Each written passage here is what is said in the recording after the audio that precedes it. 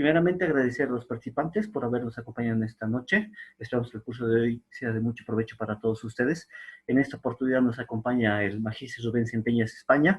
Él es maestro en Ciencias, en Auditoría y Control Financiero de la Universidad Mayor de San Andrés.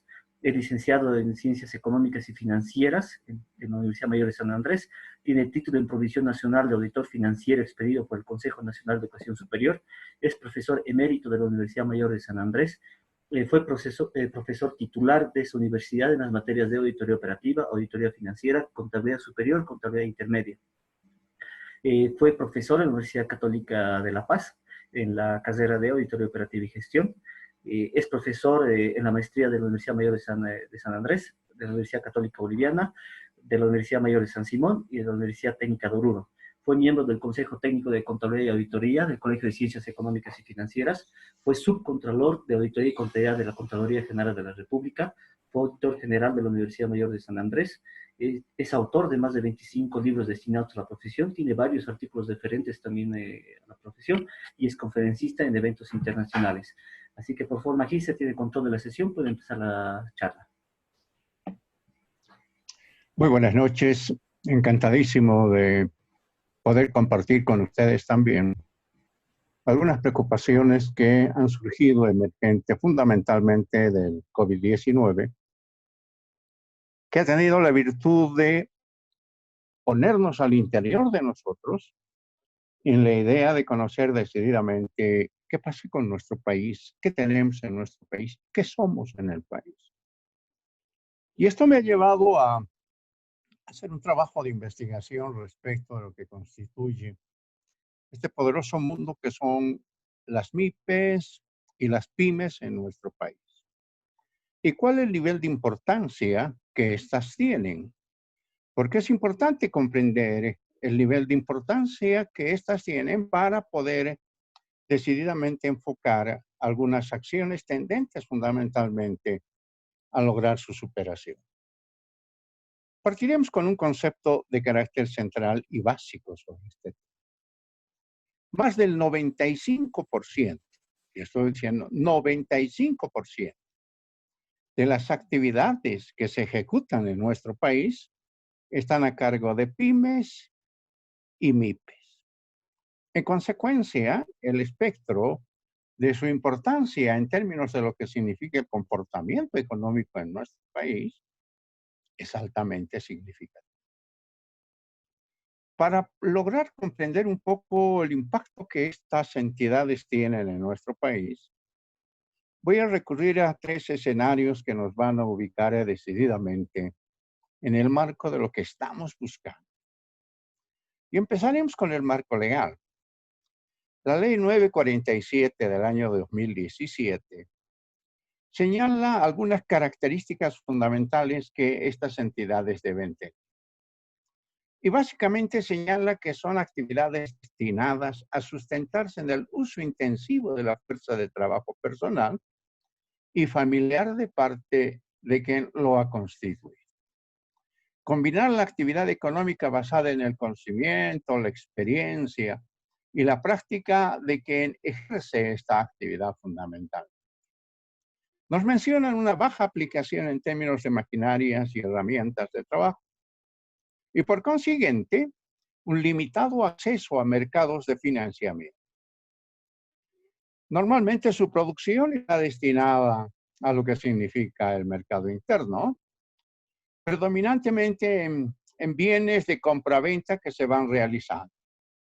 Y esto se realiza entre sus pares micro y pequeños productores o en la comunidad donde decididamente actúa. Dedicarse a las actividades de transformación, comercialización de sus productos manufacturados y servicios. Y vamos a ver que estas son evidentemente las menos que tenemos en nuestro país. ¿Cuál es la característica cualitativa que tienen las MIPES? Son unidades económicas que surgen fruto del emprendimiento, autoempleo o del seno familiar, donde se evidencia que los dueños participan directamente en la actividad laboral y generan empleo solamente de carácter estacional. La actividad económica está basada en la transformación del producto, en la experiencia práctica y la capacidad de administración que tiene el titular respecto de estas actividades. Tiene un uso limitado de máquinas y herramientas de trabajo y básicamente tiene una preponderancia en el trabajo de carácter manual, limitado acceso al mercado y por consiguiente también al financiamiento. Producen fundamentalmente para la satisfacción del mercado interno o para la comunidad en la que decididamente actúa. La contratación de personal es fundamentalmente a través de lo que significa el Estado. En tanto que las pymes tienen algunas otras características un poco más significativas, porque nos hablan de que son entidades económicamente consolidadas, donde el propietario no necesariamente trabaja en el proceso de transformación.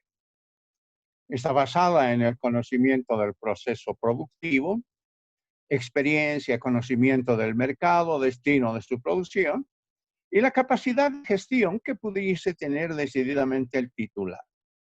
Utiliza algunos productivos, procesos tecnificados y por lo general tiene un acceso, aun cuando limitado, al financiamiento y la posibilidad de diversificar decididamente su mercado. Y en ese tren, pues su trascendencia fundamental es producir para lo que significaría el mercado interno y en su caso el mercado de carácter nacional. Y se plantean algunas condiciones de la relación obrero-patronal en estas entidades en directa relación con las características que tienen. En sus condiciones de producción, básicamente son unidades productivas de subsistencia. En términos de lo que significaría su producción, actúan en términos de la reproducción simple fundamentalmente. Muy pocas entidades trabajan en términos de lo que significa la reproducción ampliada. ¿Cómo clasificó esta disposición legal a las pymes y MIPES en nuestro país? Fundamentalmente se emitieron 3 criterios: el valor de las ventas anuales, el número de trabajadores y el patrimonio invertido en estas actividades. Y es en este contexto que el Instituto Nacional de Estadística cuantifica el número de trabajadores que debiera tener cada una de ellas y las va clasificando en función de aquello. Señala que en la microempresa se establece una relación laboral entre 1 y 4 trabajadores. En la pequeña empresa, entre 5 y 14 trabajadores. En la mediana empresa, entre 15 a 49 trabajadores. Y por último, las empresas grandes con mayor o igual a 50 trabajadores. Quiere decir en consecuencia que la estructuración, fundamentalmente de lo que son pymes y MIPES, se hace a través de lo que significaría la configuración que se tiene en términos del número de personas. La característica central, en consecuencia, es trabajo personal o familiar. Personal asalariado en función de lo que significaría la demanda, el tipo de actividad basada en el quehacer del trabajo personal y la capacidad. Baja aplicación de máquinas, limitado acceso a mercados, a financiamiento, producción destinada fundamentalmente a los mercados internos, donde predomina el microempresario dedicado a las varias actividades que involucran el emprendimiento. Dicho de esta manera, tenemos transformación, administración y comercialización de sus productos o servicios. ¿Cómo se fueron desarrollando las pymes y MIPES en nuestro país? Veamos, el año 2000, el Banco Mundial señaló que existían unas 30.000 pymes en el país. En el año 2003, Fundes Bolivia dijo que habían alrededor de 500.000 unidades productivas. Actualmente el gobierno calcula que hay 800.000 MIPES y pymes en los sectores textil, cuero, madera, alimentos. Pero aquí aparece un elemento central. Varias de estas empresas, de estas 800.000, son empresas formalizadas, quiere decir que tienen su registro en Fundempresa, etcétera, y una cantidad altamente significativa es la de los informales. Quizás el grupo mayor que tenemos en este momento, sin lugar a duda, es la empresa de carácter informal. Miremos cómo se ha ido tratando este tema a lo largo del tiempo. El periódico El Deber de Santa Cruz, en un artículo publicado en abril del año 2018, señala que en Bolivia el 70% de la población, aproximadamente 4 millones de personas económicamente activas, se encuentra en la informalidad laboral, es decir, que solo un 30% de todo el universo gozaría de todos los derechos laborales. Esto es dramático, porque nos está hablando de un porcentaje muy grande de personas en la informalidad, y de ese conjunto solo un 30% podría estar en el empleo formal y gozaría de todos los servicios de carácter laboral. Si efectuamos un análisis de esta publicación, podríamos decir que gran parte de los trabajadores asalariados del país tienen trabajo gracias al esfuerzo de las pequeñas y medianas empresas, que en su mayoría, y aquí está el problema, se dedican a la actividad comercial de venta al mayor y al menor. Esta es una realidad incontrastable que tenemos en el país. La mayoría de las actividades están enmarcadas en el ámbito comercial de venta al mayor y menor. El tema de las pymes y MIPES no es un problema estrictamente nacional o boliviano, si ustedes quieren. Más al contrario, esta pandemia ha tenido la virtud de establecer que tanto el Ecuador, Colombia, Perú, Chile, Argentina, en fin, tienen un conglomerado de pymes y MIPES realmente considerables en su economía. Esto ha determinado que el Banco Interamericano de Desarrollo, el BID, nos ofrezca un trabajo sobre lo que significaría el mapa de competitividad que debieran tener decididamente estas pymes y MIPES para alcanzar un nivel de desarrollo satisfactorio. Y ellos dicen fundamentalmente que los han dividido en 8 grandes áreas, y estas son: primero, el desarrollo de la planeación estratégica. Y aquí aparece el elemento fundamental. Si primero no se formula una estrategia de qué clase de empresa es, cuál es la visión, cuál es la misión de la empresa, es poco factible que encontremos un nivel de desarrollo satisfactorio. El tema siguiente es el que se refiere a la producción y aprovisionamiento de materiales, de dónde nos proveemos decididamente de productos para lo que significa nuestra actividad diaria.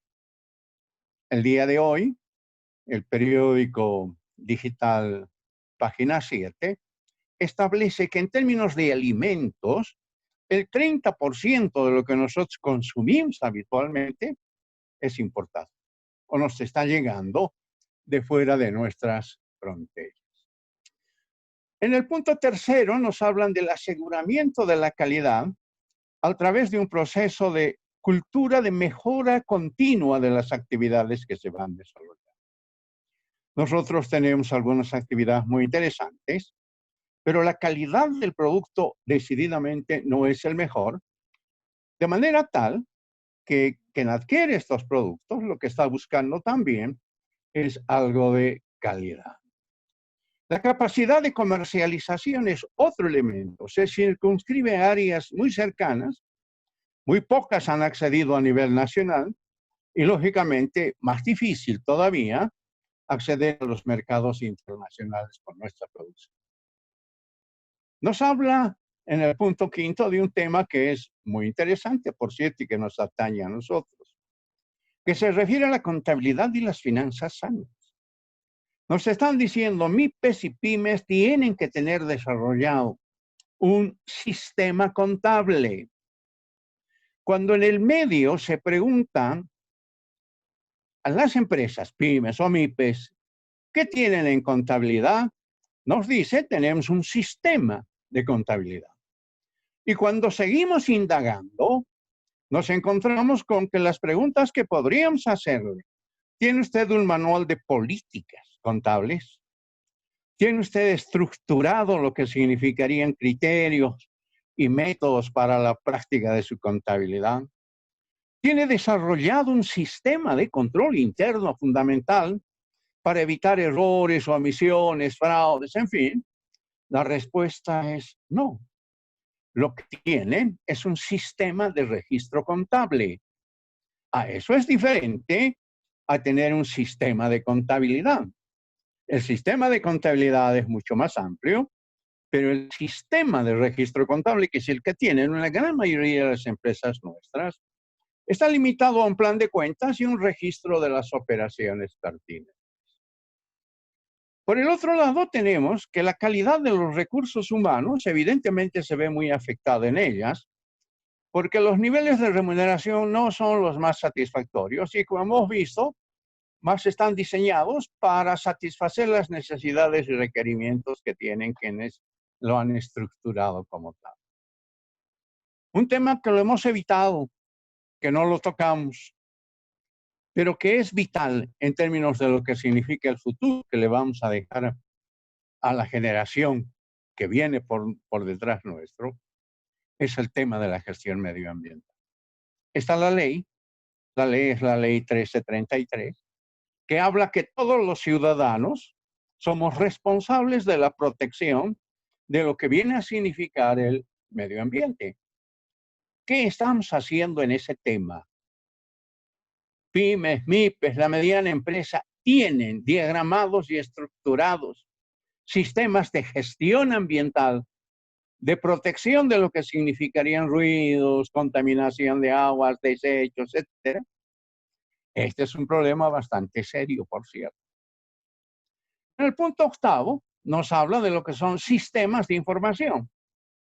Lastimosamente, les reitero, los sistemas de información que se tienen, evidentemente, conducen solamente a la estructuración de algunas situaciones particulares, pero no establecidas ni hechas con la posibilidad de ser de propósito general que entusiasme a inversores que podrían querer participar en estas actividades. ¿Cuáles son los errores más comunes de las pymes? No tienen una clara idea del manejo de las mismas y esto afecta negativamente al crecimiento de estas entidades. Se habla de finanzas poco claras, originadas en términos, por ejemplo, de la asignación de sueldos, sin una interpretación o correlación respecto a lo que significa el mercado laboral.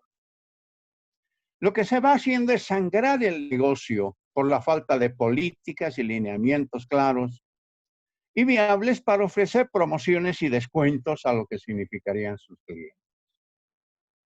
Un elemento fundamental es el ego del fundador, sustentada en sus creencias, su cultura y sus criterios, y no en una gestión empresarial objetiva y equitativa. Este elemento del ego del fundador es algo que lo convivimos, que lo vemos y tenemos oportunidad de conocerlas permanentemente. Hay un excesivo paternalismo en las relaciones laborales. Esto determina que fundamentalmente como trabajadores se tienen a los parientes, la esposa, los yernos, en fin, que son los directamente implicados en las actividades. Todas las decisiones que se van a tomar en la empresa están centralizadas fundamentalmente en el fundador. Hay una ausencia, y otra vez lo reiteramos, ausencia de un sistema de información contable y financiera transparente y confiable. Vital para comprender dónde estamos nosotros, qué estamos haciendo y que están preparando nuestras universidades fundamentalmente en esta temática. Y aquí hay que hacer crítica y autocrítica respecto de esta temática. Frente a esta realidad, ¿qué tendrían que hacer decididamente las pymes? Para las pymes tienen un notable desafío que superar, considerando que tienen baja productividad debido a que se dedican habitualmente al área de servicios y comercio. Esta baja productividad que se debe a las restricciones tecnológicas de mercado de capacitación y acceso de capital. Esta es una realidad incontrastable respecto de lo que significan las pymes y MIPES en nuestro país. Vamos a mirar al escenario número 2 ahora. Y esto se refiere fundamentalmente a cómo están distribuidas las pymes en nuestro país. ¿Qué características tiene?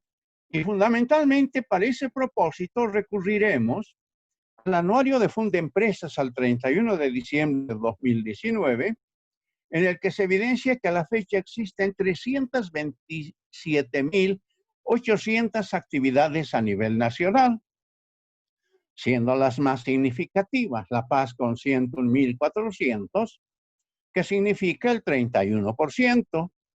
Santa Cruz tiene 95.600 unidades, que significan el 29%, y Cochabamba tiene 56.400 unidades, que representan el 17%. Si hacemos una sumatoria de estos elementos, tendríamos que el 77% de la actividad de pymes y MIPES está ubicado en términos del eje central de nuestro país. Y vean ustedes en consecuencia que las cantidades que tiene el resto de nuestro país están tan deprimidas en este momento que apenas alcanzan al diferencial de 77% respecto del 100% que tenemos. Dramática la situación, por cierto. Nuestro país en consecuencia es solamente La Paz, Santa Cruz, Cochabamba. Pero lo más dramático todavía es cuando empezamos a mirar cuál es la base empresarial vigente. Y tenemos ahí algo que ya es sorprendentemente importante. 260.000 son empresas unipersonales, que representan el 79% de las empresas contratadas en nuestro país. 64.000 son sociedades de responsabilidad limitada y tienen una participación del 19%. Y tenemos 3.600 sociedades anónimas que representan solamente el 1% del espectro de empresas en nuestro país. Repetiremos un poco. Sociedades unipersonales, el 79%. Sociedades de responsabilidad limitada, 19%. Y las sociedades anónimas solamente representan el 1% de la estructura empresarial de nuestro país. Esto es dramático porque decididamente entre empresas unipersonales y sociedades de responsabilidad limitada tenemos prácticamente alrededor del 97-98% de la estructura económica del país. Ahora, ¿a qué se dedica? Es otro elemento importantísimo a considerar.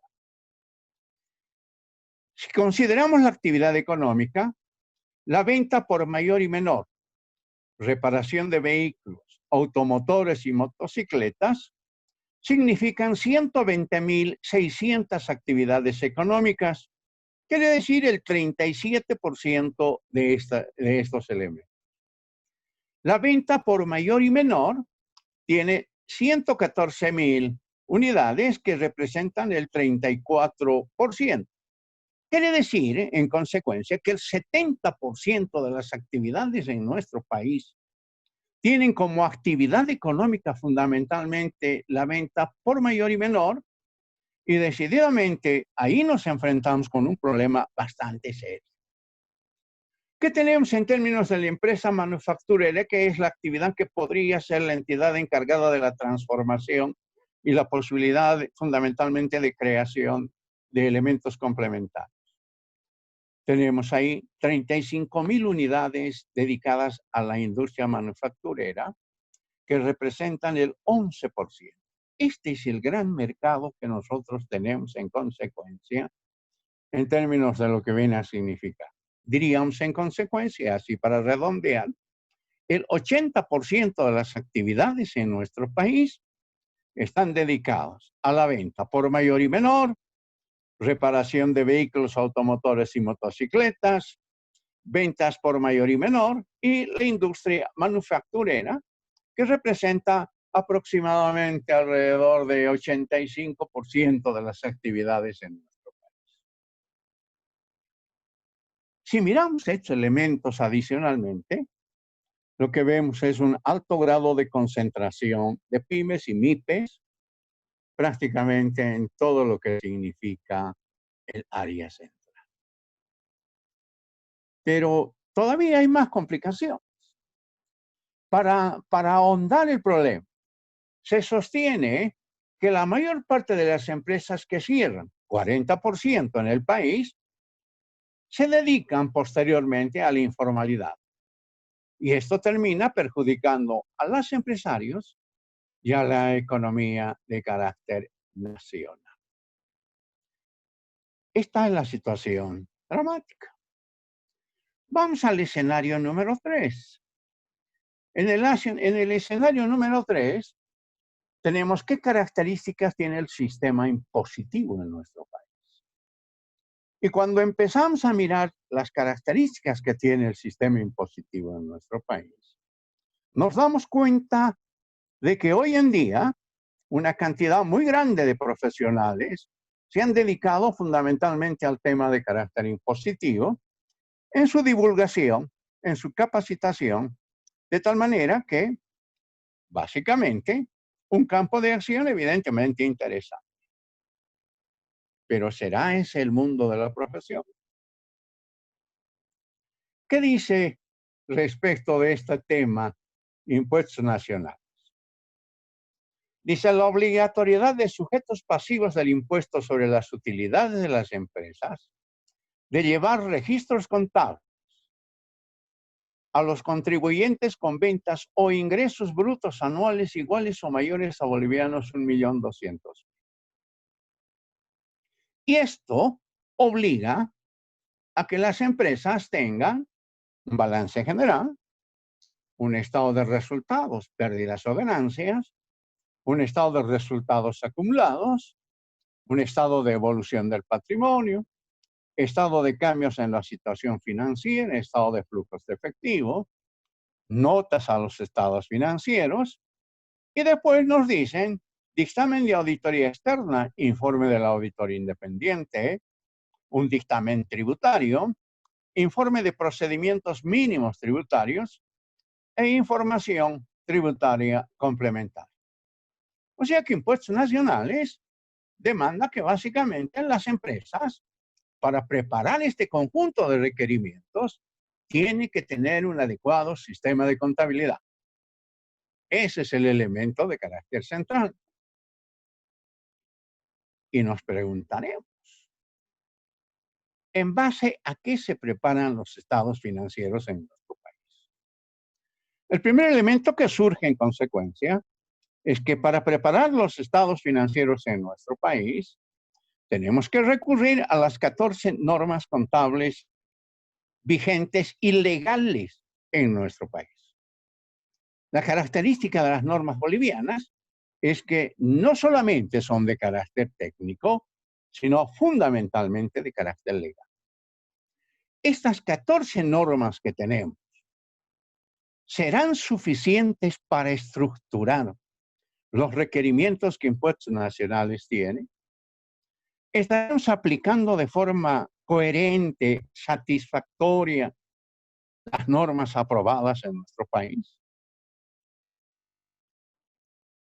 Yo podría decirles que estas normas son obsoletas, inadecuadas e insuficientes para preparar los estados financieros que el Servicio de Impuestos Nacionales nos demanda. Voy a poner dos ejemplos para ver cómo la famosa norma contable 3,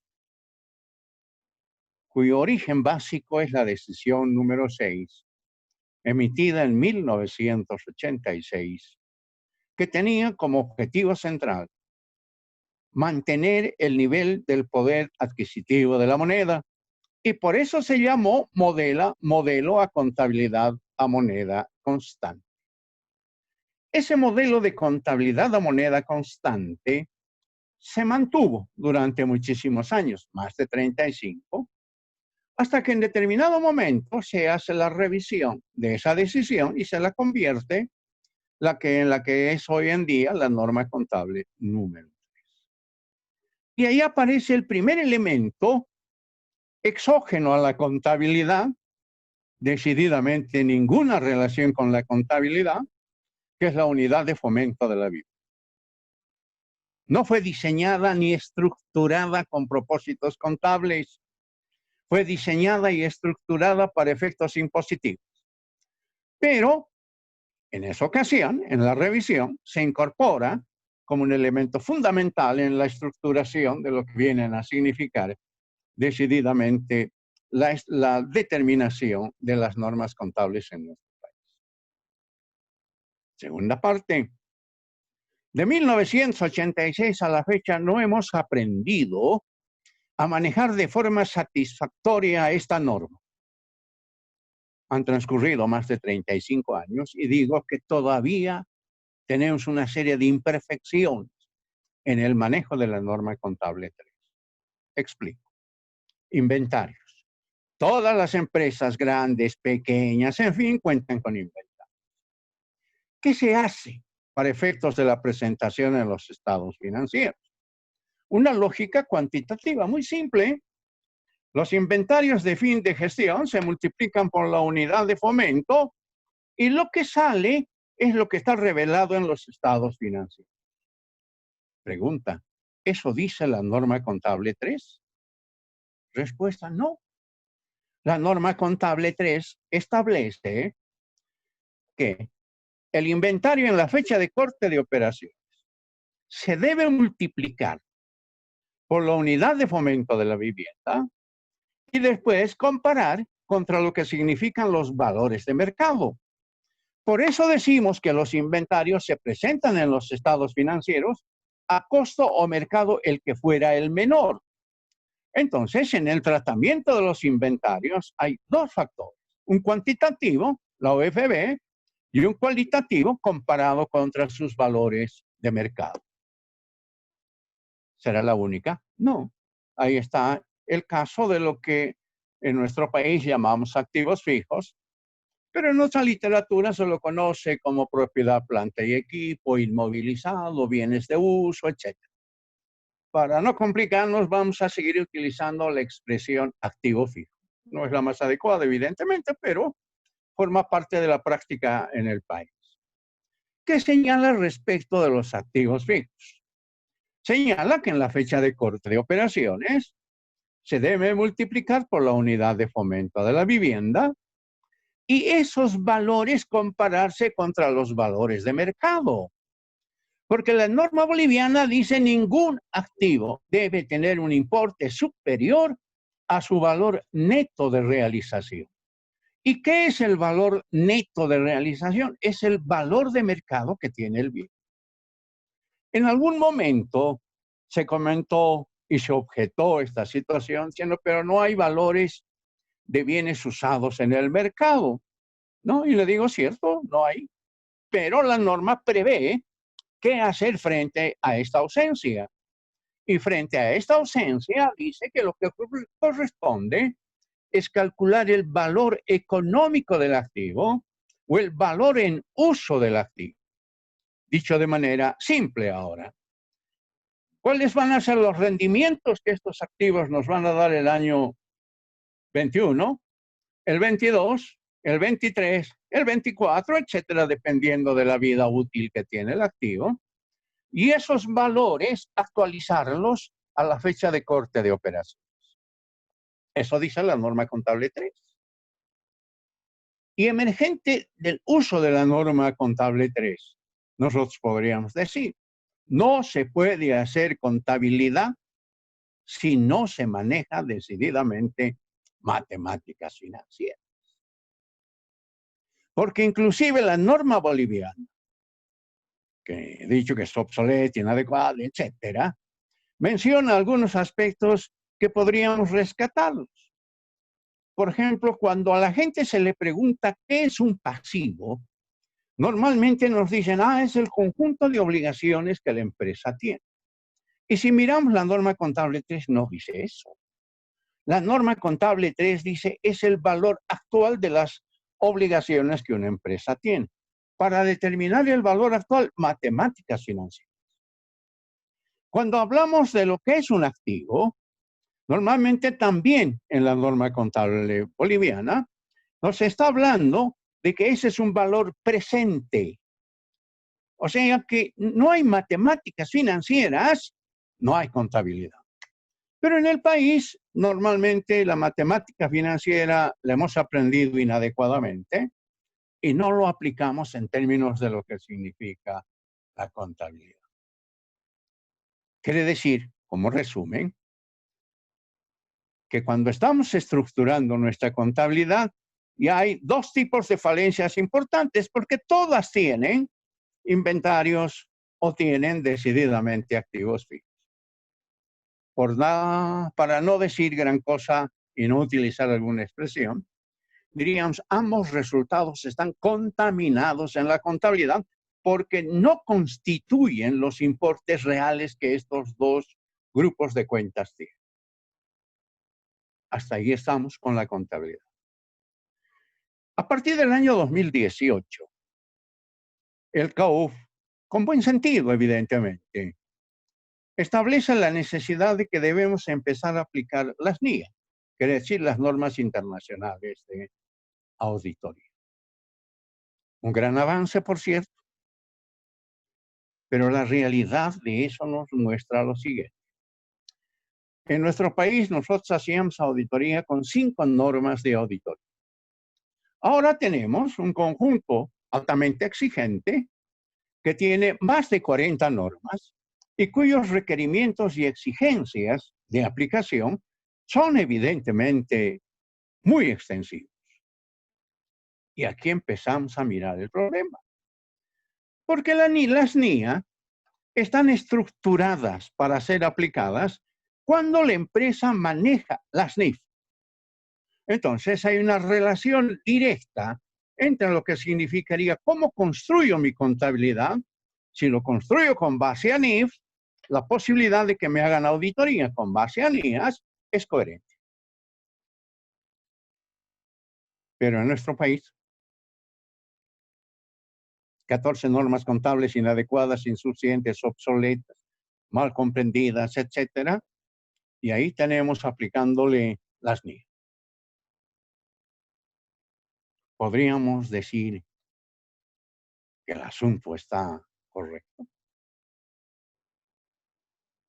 Podríamos generalizar un concepto si aplicamos las NIA.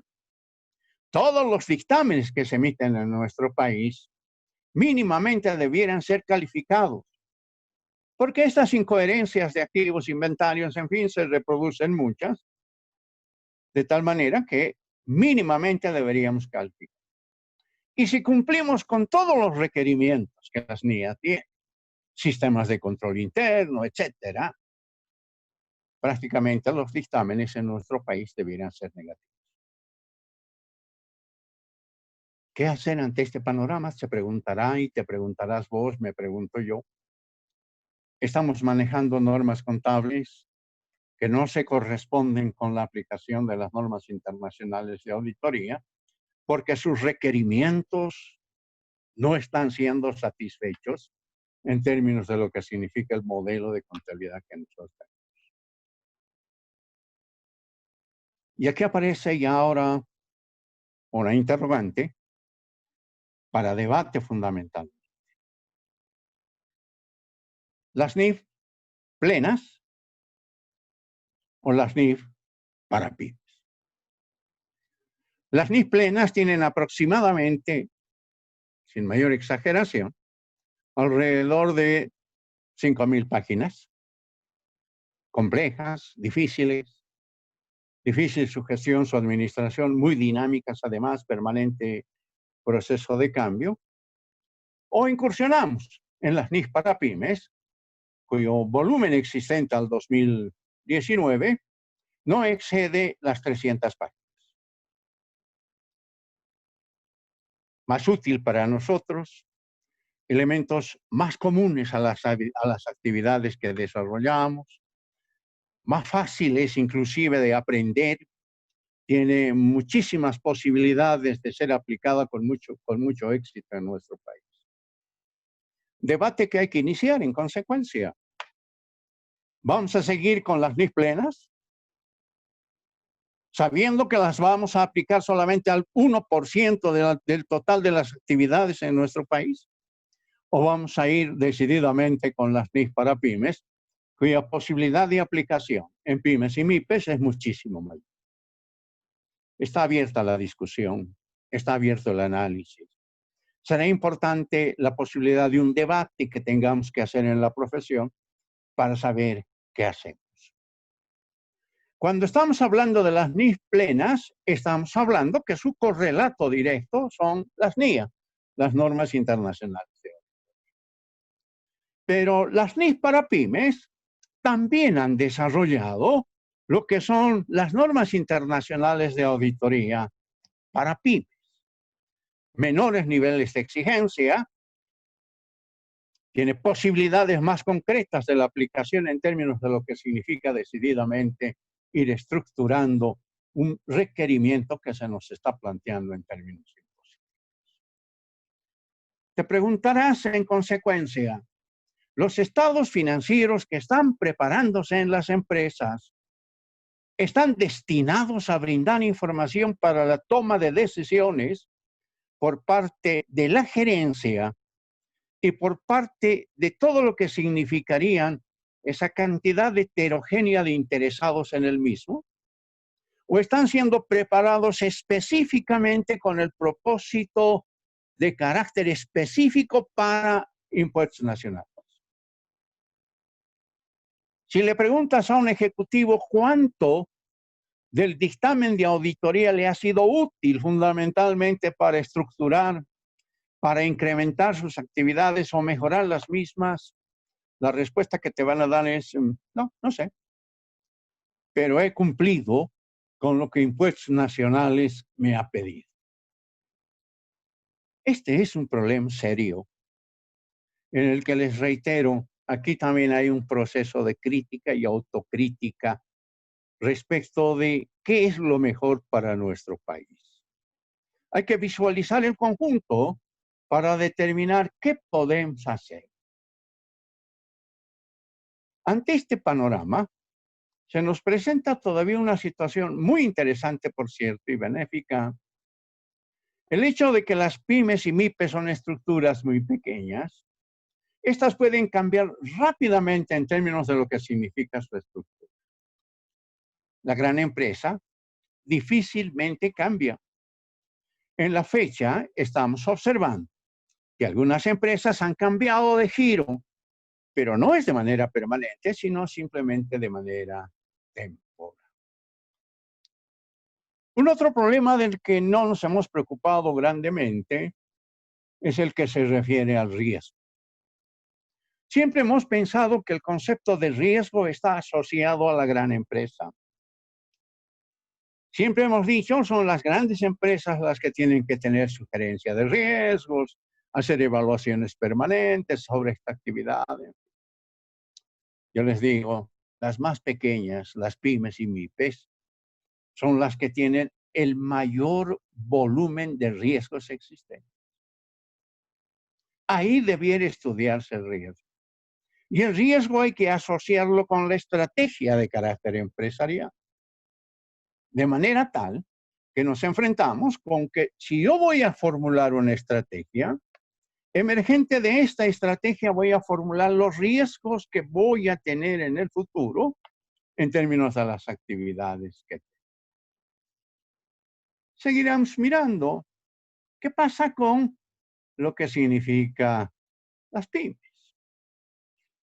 Con frecuencia el empresario dice que no sabe dónde está parado. Hay muchas cosas que le suceden para las cuales no tiene una respuesta clara. ¿Por qué no tiene una respuesta clara? Porque no tiene un sistema adecuado de contabilidad que le prevea decididamente un adecuado funcionamiento, áreas de potencial de riesgo, áreas de potencial crecimiento, etc. Cuando una pyme toma una decisión de crecer, lo que está haciendo es incrementar su complejidad. Porque no se olviden que fundamentalmente en las pymes está a cargo del gerente, que es lógicamente el propietario de las ideas y del negocio. Crece la pyme, crece la complejidad. No tienen información financiera, no se ha estructurado un sistema de contabilidad con destino a estas entidades. Y ahí aparece evidentemente lo extraño. Colombia, un país que está trabajando desde hace tiempo ya en el asunto de la implementación de las pymes a través de las NIF para pymes, ha trabajado y desarrollado un sistema contable para MIPYMES, o sea, las más pequeñas actividades empresariales. En el país hemos hecho algún esfuerzo de esa naturaleza. Antes de pasar a lo que viene, les diré, si decidimos incursionar en las NIF para pymes, no es un proceso de un mes para adelante, no es cuestión de decir, vamos a implementar.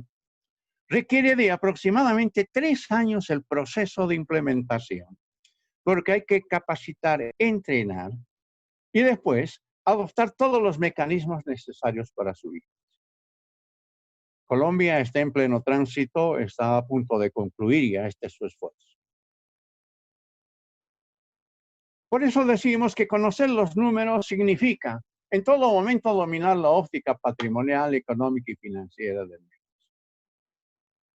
En las pymes nosotros observamos unas largas jornadas de trabajo. Sin embargo, este gran esfuerzo no siempre da sus frutos, ya que la cantidad de trabajo no significa calidad. Ser estratégicos es la mejor ventaja. Y eso evidentemente hay que estructurar. ¿Qué pasa? Y esto para ir redondeando ya esta conversación con ustedes. ¿Qué pasa con las pymes y el COVID-19? Hacer un análisis sobre el impacto que va a tener, los resultados que van a significar. Yo diría, todavía es muy prematuro. Es prematuro porque estamos recién entendiendo el impacto que van teniendo en las actividades, comprendiendo los esfuerzos que el gobierno está haciendo fundamentalmente con el propósito de mantener operativas estas entidades, a través de la facilitación fundamentalmente de créditos, pero no se olviden que eso evidentemente va a paliar el hoy, pero va a implicar problemas mañana en el momento en que se tengan que pagar. Un análisis muy rápidamente efectuado sobre esto, diríamos. En el corto plazo vamos a tener un mayor nivel de desempleo. Habrán significativas quiebras de empresas pequeñas y microempresas. Ya no van a ser sustentables. Esto va a repercutir en menores salarios e ingresos en la gente. Vamos a tener un aumento de la pobreza y la pobreza extrema. Emergente del COVID-19 nos hemos dado cuenta de lo que viene a significar la pobreza en nuestro país. Y ahora estamos en condiciones de decir que no era un problema simplemente en términos de publicidad, sino que la realidad concreta de nuestro país es que teníamos escondida la pobreza extrema en nuestro país. Hoy se está poniendo de manifiesto, hoy todos lo podemos palpar, ver, ¿sí? Ya no es ahora un misterio. Tenemos un sistema de salud quebrantado. Hoy se presentan mayores costos, fragmentación y desigualdades de acceso. Vean ustedes que el reclamo permanente hoy de la gente en términos de salud es la necesidad de la dotación de mayores insumos para hacerle frente decididamente al COVID-19. ¿Qué va a pasar a mediano y largo plazo? Estimo una acentuación de las condiciones de acceso desigual según el nivel de ingreso y lugar de residencia. Seguramente La Paz, Cochabamba, Santa Cruz van a tener nomás algunos niveles que les va a permitir subsistir y salir al frente. El resto de nuestro país, 6 ciudades que se van a ver altamente conflictuadas por aquí. Se van a presentar quiebras de empresas, de pymes y empresas relativamente importantes. Va a haber una reducción de la inversión privada, demasiado riesgo, y lógicamente la inversión privada va a preferir buscar otros niveles.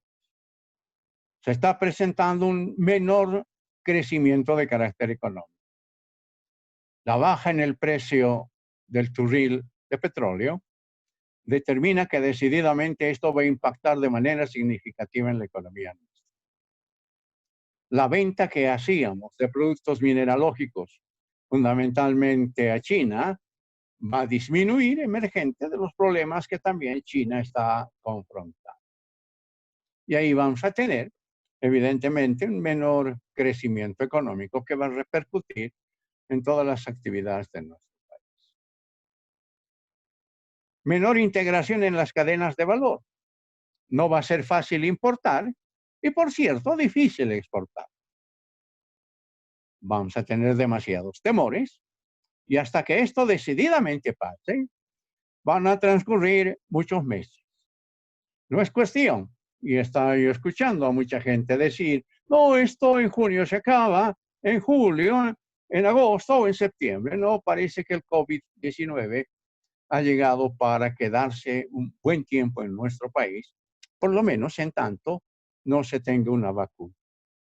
Y se estima que esa vacuna va a tardar todavía varios meses antes de generarse. Y seguramente que en esas circunstancias su costo va a ser altamente prohibitivo para el común de los ciudadanos.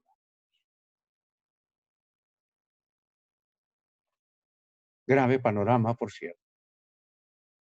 ¿Qué debemos hacer y qué es lo que qué es lo que están haciendo decidir?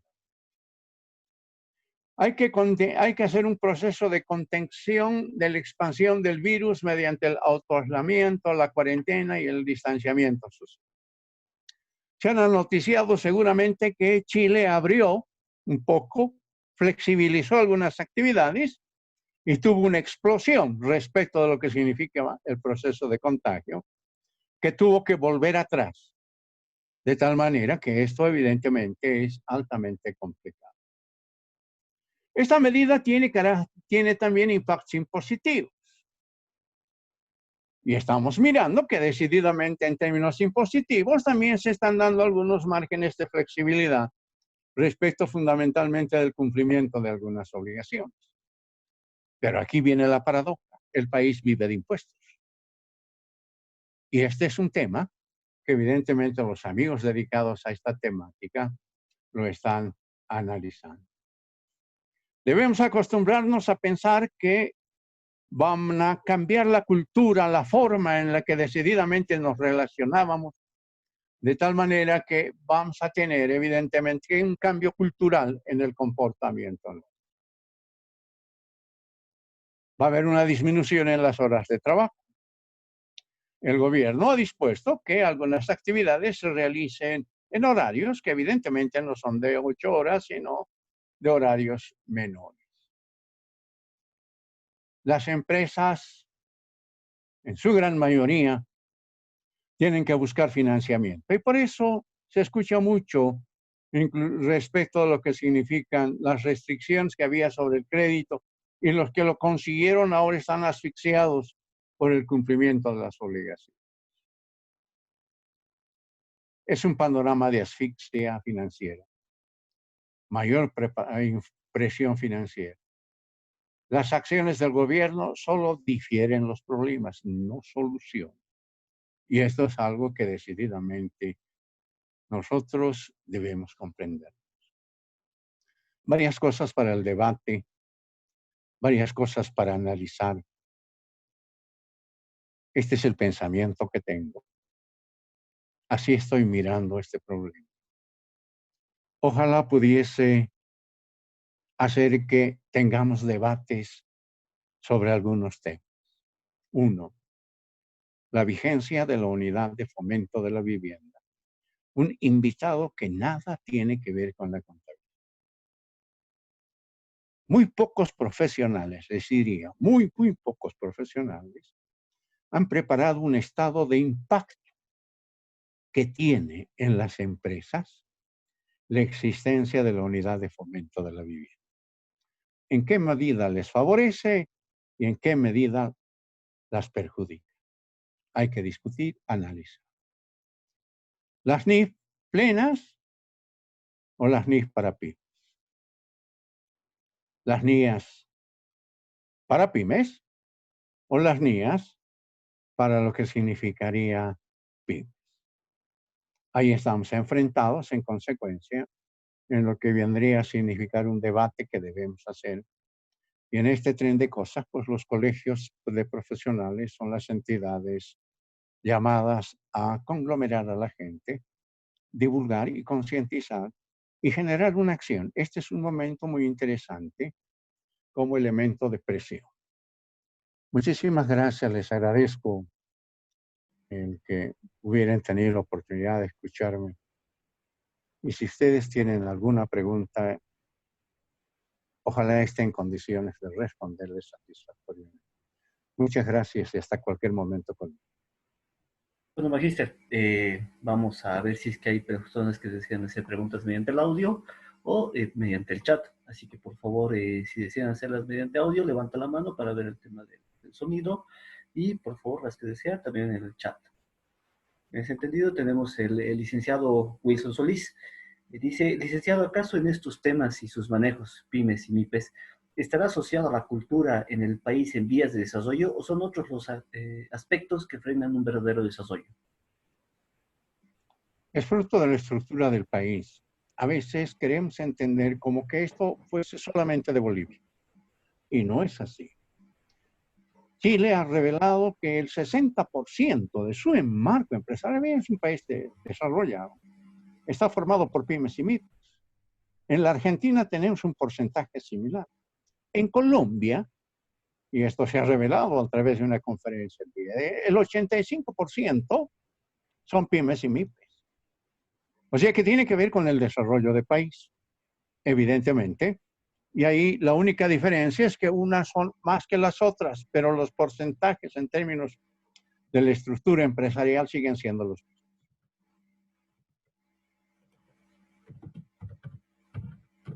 Perfecto, Magister. Una pregunta. En su criterio, ¿qué medidas económicas podrían tomar las pymes y MIPES en el corto y mediano plazo? Fundamentalmente, las soluciones son muy complejas. Ya te digo, porque tendrían que recurrir al crédito y que en estas condiciones va a ser poco factible que lo hagan.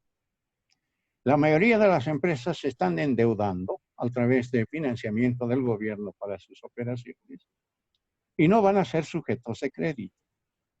Entonces, la única opción que habría es la posibilidad de que algunas empresas, pymes o MIPES, se junten, se consoliden en una sola y chocamos ahí también con un problema estructural en el país, que es el ego. En la medida en que las empresas comprendan que solas no van a poder enfrentarse al futuro, quizás juntando dos, quizás juntando tres, puedan encontrar un camino que les permita subsistir en el mercado y en un próximo futuro alcanzar niveles satisfactorios de rentabilidad. La rentabilidad va a estar prohibida por lo menos por unos 2 o 3 años por delante. Lo que van a tener es una economía de subsistencia fundamental. Gracias, Magíster. El licenciado Marco Vanegas pregunta, ¿cómo afecta la preparación de estados financieros del 2019 el hecho de que empresas se declaren en quiebra por la crisis del coronavirus de este 2020? ¿Sigue siendo empresa en marcha? Este es un problema serio. A ver, Vamos por el concepto genérico de lo que significa empresa en marcha. El concepto genérico de empresa en marcha implica que es la gerencia, en este caso el responsable, de establecer si va a ser o no va a ser una empresa en marcha. O sea, no es responsabilidad nuestra, es responsabilidad de la gerencia establecer si tiene condiciones o no para subsistir en el futuro. ¿Cuánto es el futuro que se tiene para empresa en marcha? 12 meses. ¿Cuál es la responsabilidad del auditor? Y ahora veamos qué pasa con las NIA aplicadas a las empresas. El auditor tiene que hacer evaluación si las estimaciones efectuadas por la gerencia para subsistir por el lapso de 12 meses son adecuadas, son suficientes, son sustentables y emitirá, en términos de lo que significa el dictamen con NIA, un párrafo referente a esta situación. Lo que va a acontecer, y por eso te decía al principio, lo que está aconteciendo es que mínimamente los auditores que están trabajando con NIA en estas empresas o van a tener que hacer dictámenes calificados o en su caso inclusive negativos. Porque el concepto de negocio en marcha está altamente complicado para pymes y MIPES, dado el alto grado de incertidumbre que se tiene. La licenciada Alejandra tenía una consulta sobre la fusión de las pequeñas empresas, creo que ya la has respondido hace un momento. Y tal vez alguien más que quisiera hacer alguna pregunta, ya sea por audio o por chat.